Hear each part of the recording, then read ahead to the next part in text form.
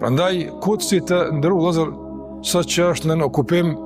sot që është padyshim i shtypur dhe i kufizuar dhe musliman nuk kanë qasje si duhet në te, dhe fatkeqësisht njolloset shetnia e xhamisë kohë pas kohë nga njerëz të papërgjithshëm, ka qenë vend i pejgamberëve, ka qenë vend ku është adhuru Allahu te barek ve taala, ka qenë vend ku pejgamberi jon Muhamedi alayhi salatu wasalam i ka taku pejgambert Allahu xhallahu ala dhe pe aty është ngjitë në